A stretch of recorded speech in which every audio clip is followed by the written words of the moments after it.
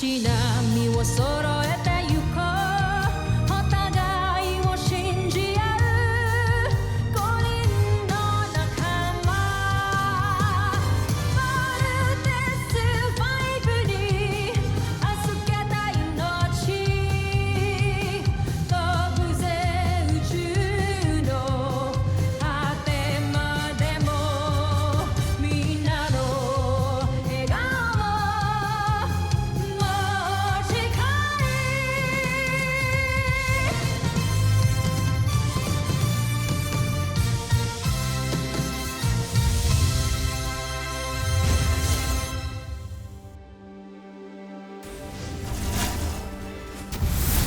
Ang nakaraan sa Voltes 5 Legacy.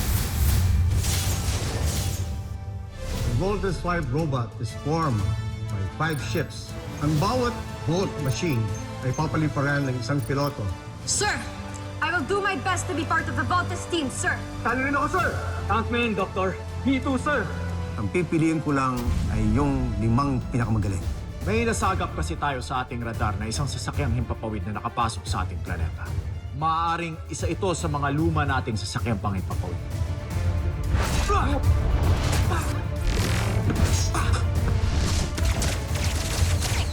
Sino kang dayo at nanggugulo ka dito sa Kapitolyo ng Luzon? At sino ka rin? Ako si Prinsipe Zardos.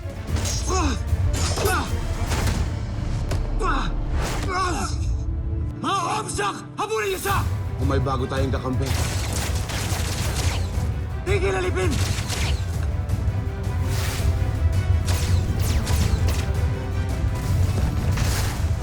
Sa aking palagay ay napatay ko ang alipin. Kung ganoon ay buhay nga siya at nagbalik. Buhay pa nga si Rotgar. Ang aking ama? Oo, Napatay ko ang sarili kong ama. handa na ang una mong misyon para mamuno ng sarili mong armada. Kalilisanin mo agad ang Buzan para maglakbay.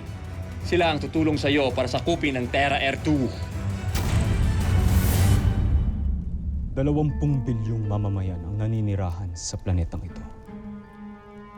Yan na ba sila? Mukha silang alipin. Mga pangit at nakakasukhang alipin. Kaya hindi na ako nagtataka kung bakit Johnny Rotgar napili magtago. Kung totoong naninirahan ang taksil na yan sa planetang ito, hindi malayong ibahagi niya ang kaalaman at teknolohiya natin sa mga tao. Yan din ang naisip ko, Kamala. At ano namang may tutulong niyo sa akin? Huwag mo silang mamaliitin. Silang dalawa, kasama ni General Zul, ay 3 sa pinakamauhusay na mandirigma ng Buzan. Si General Zul ay isang mahusay na inventor at sayentista na siya rin pumalit sa inyong ama noon bilang ministro ng agam. Dahil kay General Zul, kung kaya't marami tayong mga malalakas at mga makabagong armas ngayon. Siya rin ang utak sa mga mandirigmang halimaw na ginagamit natin sa ating mga pananakot.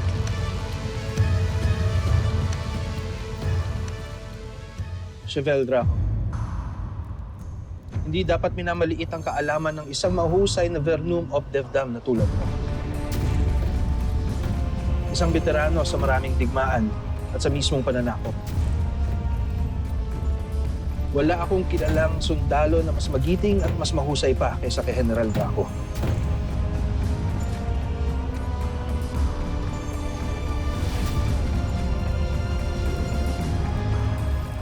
Ganda!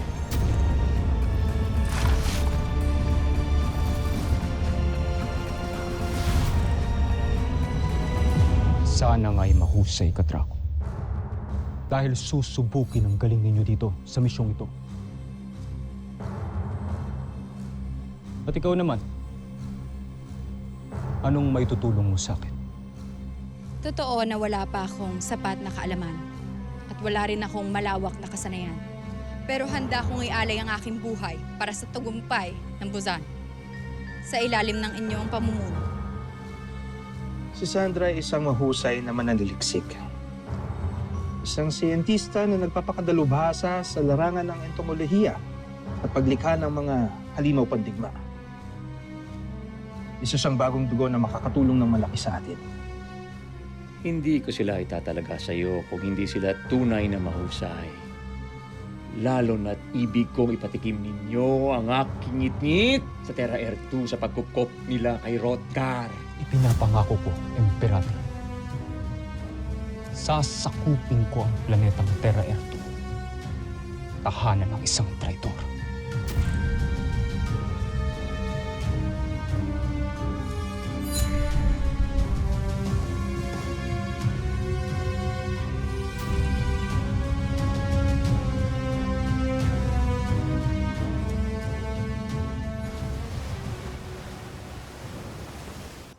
Ma, do you think human beings lang po ang nabubuhay sa buong universe?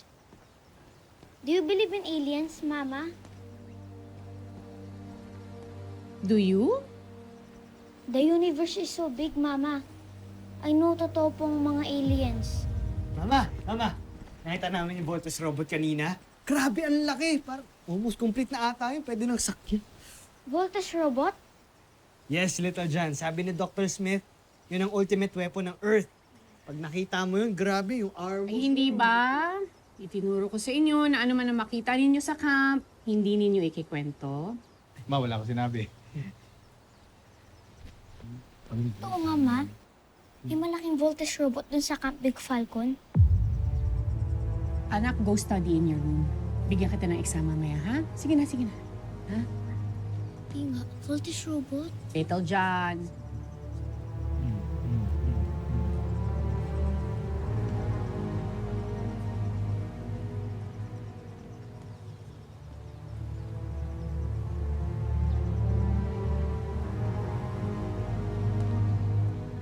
Ay naman. Excited lang ako. Huwag ka na magalit. Ha? Eh, hindi ako galit, anak. I'm just worried. Alam ko kasi kung bakit ipinakita na sa inyo ang Voltes robot. Sasalain na kayo. Pipili na ng 5 sa inyo. Kaya nga ba ayoko sumali kayo sa training eh. But that's what we want. Mama, we just want to make you and Papa proud. I am proud of you and Steve, Big Bird. Pero hindi kasi madali ang advanced training ninyo. Paano pa kung makapasa kayo? Gusto ko bang ilagay kayong dalawa sa danger? Nawala na nga sa atin ang ama ninyo eh. Relax. Please. Hindi ko mangyayari yun. Chill lang.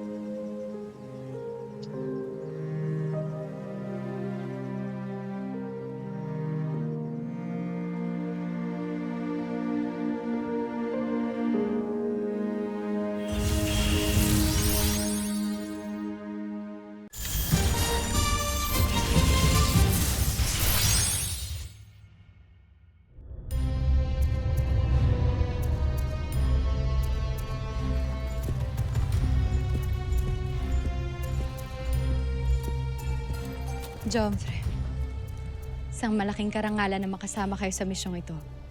Matagal na akong humahanga sa inyong galing at talino.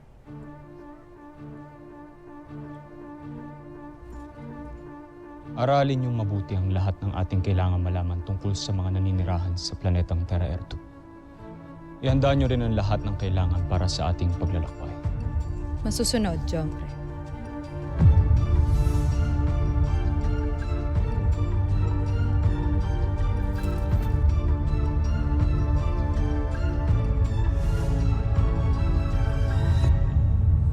Trainees,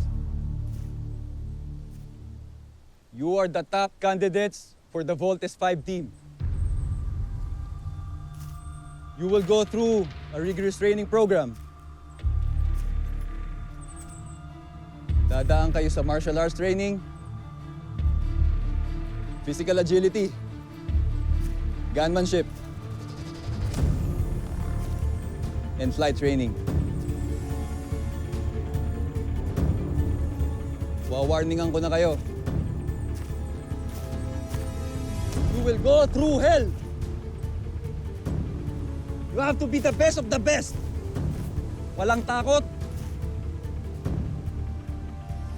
Walang pagod. Only the best of you will make it to the Alpha team. and only 5 will be chosen to be part of the Voltes team.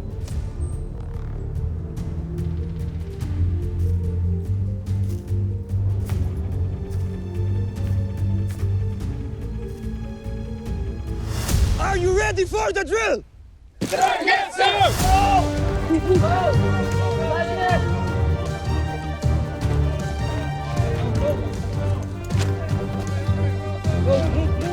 Go, Armstrong!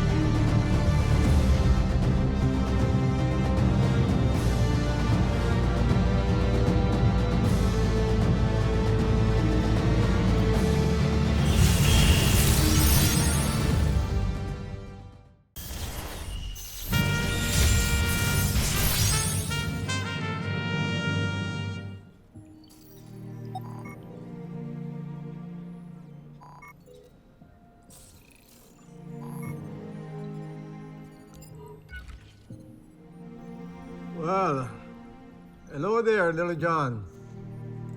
Kamusta na yung robot mo? Sabi ng mga kuya ko, may mas malaki daw na robot dyan sa Camp Big Falcon. Dr. Smith, pwede ko po bang makita yun? Kailangan ka munang humingi ng permiso sa mama mo. Ayokong awayin ako uli ni Mary Ann. Hindi po ako papayagan ni Mama. Bawal na nga po ako magpunta dyan, hindi siya kasama eh. It really sucks to be a kid. Well, I get you, Little John, but always remember, a mother will always be a mother. Kaya siguro masabuti, sundin mo na lang siya. But I want to be like my father, Dr. Smith. Like my brothers. Gusto ko rin po maging hero like Papa. Di ba sabi mo hero siya? Well, I know. Kaya nga siguro ganito kahigpit ang mama mo dahil she knows na meron kang dugo na isang hero. Pero Little John, mas mabuti magpalaki ka muna. And enjoy your childhood. And someday you will get a chance to prove yourself. Someday. All right?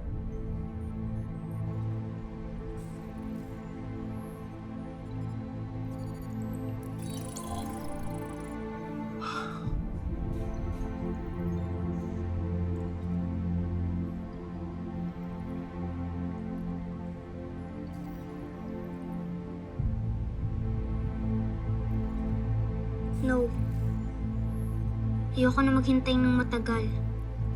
Papa, alam ko, pwede rin po akong maging hero kahit na bata pa ako.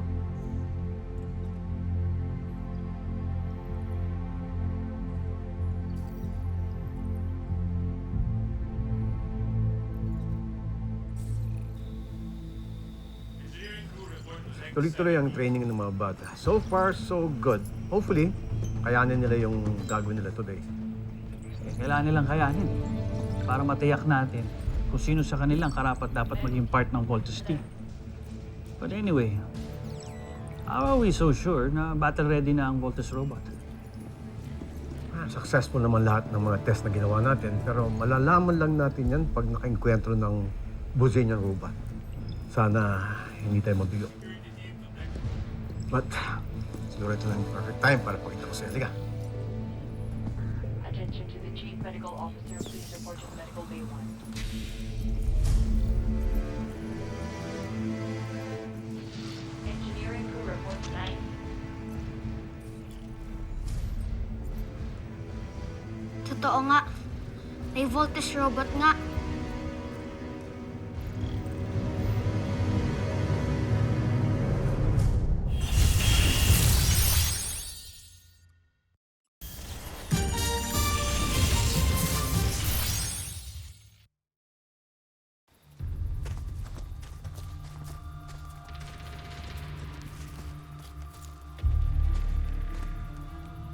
Welcome to the final course of your training program.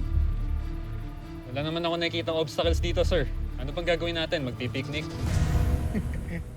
Kainan? Nako, magaling ako dyan. Go ahead. Laugh. Signan ko lang kung makatawa pa kayo ngayon. They are your challenge for tonight. Sila lang. Kayang-kaya.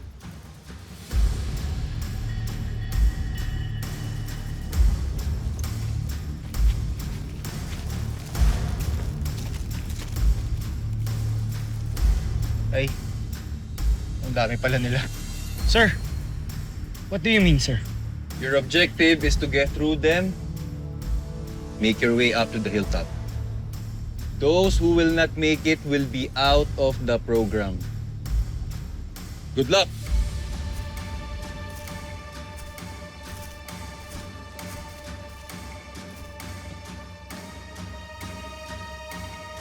Ava, huwag kang lalayo sa tabi ko, ah. Jamie, be safe. You too, Steve. Mukhang free for all to, ah. We're so dead. Shh! Tumahimik ka na lang.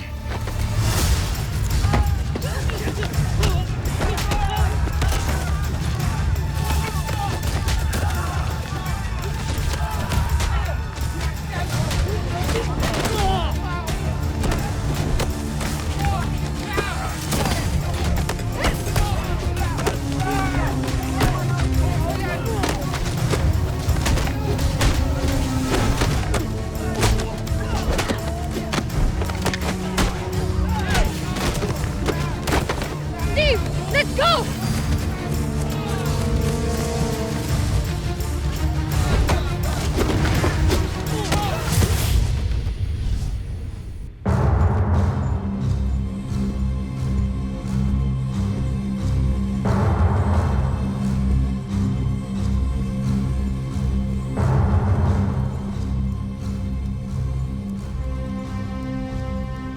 Handa na akong sakupin ang planetang Terertu para sa Busan Nazmi Imperium.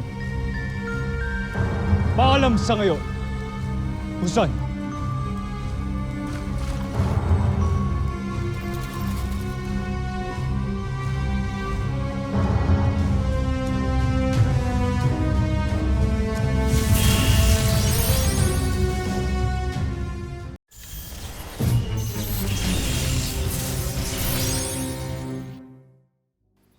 Ava! Saan kaya yung...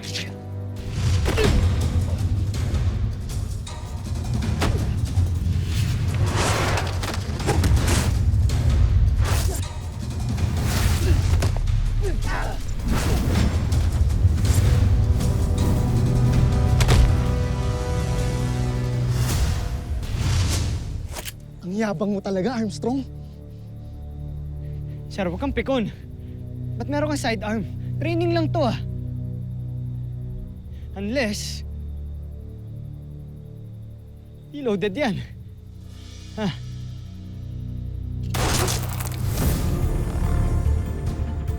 Sir, chill lang. Okay? Malma ka lang. Live ammunition yan. Pwede mo akong mapatay. Nasa training lang tayo. Relax. Okay, relax. Eh, sumuko ka na lang. No, sir. I have a mission to fulfill. Okay? Sabi ko na nga.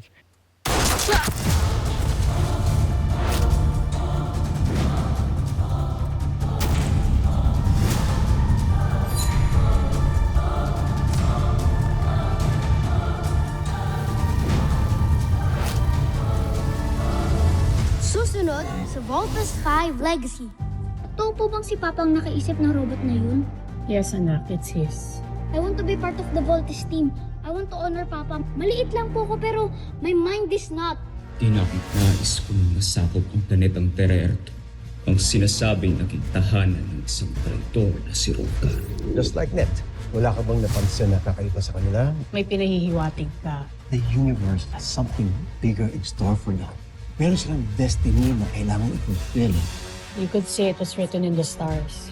Kami ho ni Big Bert, wala ho kaming sugat, wala kaming galos. Diba si Little John, ang talino niya for his age, kung ano-anong naimbento niya.